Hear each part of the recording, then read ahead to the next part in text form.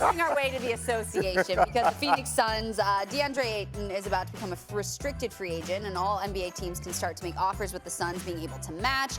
However, looking at max contract options, the Suns would have to give Ayton an extra year and almost $3 million more per season compared to the rest of the NBA. Here's more from our very own Adrian Wojnarowski on Phoenix and their options with Ayton. I think there's a lot of sign-and-trade options, scenarios out there that they'll be able to start working through once we get to Thursday. The Suns have had a reluctance to give DeAndre Ayton a max contract, but I do believe it's available to him out in the marketplace. Can they find a package of assets back that makes sense for them? All right, Courtney, I'm going to start with you. Is the Suns championship window closing? Very quickly. It doesn't have to close if they're aggressive in what they do in free agency. Let's not forget, this is a team that was first in net rating, fifth in offense, third in defense, and fourth in effective field goal percentage last season.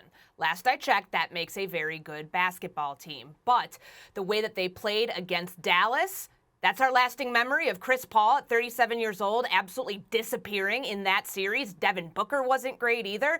Like, they have a lot of holes that they have to fix in order to upgrade this roster to contend in the West. Now, what Woj was saying about DeAndre Ayton is interesting. I like the idea of a sign and trade for the Phoenix Suns. I'm just not so sure that you're going to get a star player in return. But if you can get some role players, get some guys that can fill out the rotation for the Phoenix Suns, I say do it, because it's clear that there's a reluctance from this team to give Ayton what he's eligible for on the rookie max extension. So if you can find another team, and trust me, there's plenty that see what this guy did 2 years ago in their run to the NBA Finals, in the way that he played against other big men, there's going to be teams that want a young, talented center in the fold. So I think that they could get a considerable package back. I'm just not so sure in terms of finding another star to go alongside Chris Paul at this point of his career, and also to align with Devin Booker, that you're going to get that. But if you want to contend in the West, you have to be aggressive